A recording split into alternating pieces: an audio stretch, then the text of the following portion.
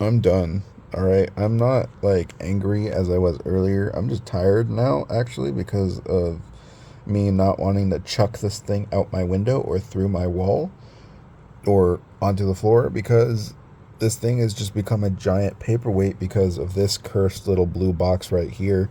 So yesterday I was having some blue screens of death and it was mainly memory issues. So I was just like, okay, I'm gonna dial back my CPU overclocking, and that helped a little bit. I was just like, okay, maybe I ran some pretty aggressive all cores. Um, when I got this thing, I already undervolted it up by a significant amount because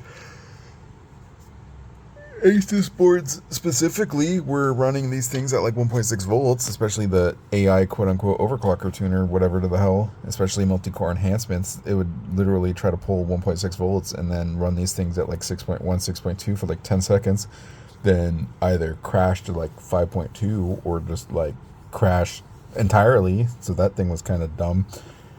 Like reviewers mentioned that these things pull 1.55 out of the freaking box.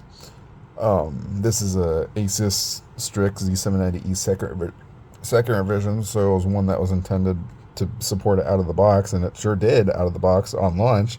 But obviously, they were a little bit enthusiastic about the amount of power and speeds they wanted to pull because the default power limit for this thing is 4096 amps. So they basically told the CPU, pull as much as you want. And I mean, I got two connectors on there, so it did pull as much as it want, and it degraded itself to the point where I can't even boot with dual channel mode, not even XMP. If I put two sticks in the rightmost slots, it'll work fine, but they'll be in single channel mode. But I can't run in dual channel because it looks like the XMP slash the memory controller has just grenaded itself. I know the XMP is a technology. I'm just real tired right now.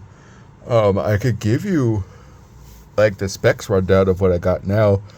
It's a MSI Gaming XTR 4090. Liquid freezer 2 420 mil. I got a 4 terabyte SN850X PCIe Gen 4. I might get a new PCIe Gen 5 drive, but I'd wait to see if those prices will drop so I can get a PCIe Gen 5 4 terabyte. I mean, I could probably make do with a PCIe Gen 5 2 terabyte, but I have a lot of stuff on here. Like, the amount of stuff I have is like 3 terabytes right now, and that's all my essential stuff, so I could make it my secondary drive. But for one I want to primarily game on, like put all my games on, I probably want it to be 4 terabyte, but that'd probably be quite a bit. Not like out of like the price range for the amount of money I put into the system already, but just like out of the price range I'd reasonably want to like spend on it. It's like you could buy an 8 terabyte PCIe Gen 4, but that's $1,000. I mean, like you could, but it's not necessarily something you'd want to buy like as the daily driver. But I'm going Team Red. I'm done. I might RMA this thing and get a replacement while I wait to order a 7950X3D. I mean, I could benefit from just having a 7800X3D, but I'm going to use those 8 extra cores, and it looks like the CPU scheduling issue has been mostly fixed at AMD. No one's been complaining. It looks like the actual grenading of the socket itself has been fixed. So, yeah, I'm going Team Red, man. I'm done with Team Blue. I just can't handle it no more. I've done everything, so don't at me. Tell me what to do. I've experienced with computers for a real long time now, okay? I've made sure to clean the motherboard pins. I made sure none of them bent.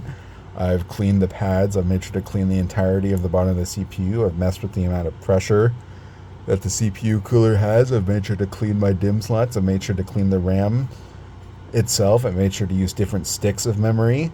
As I've stated, it works when it's not in dual channel mode.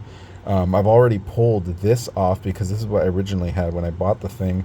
So I put the spring bar original mounting system on there so maybe I can get like the amount of like tension that they wanted.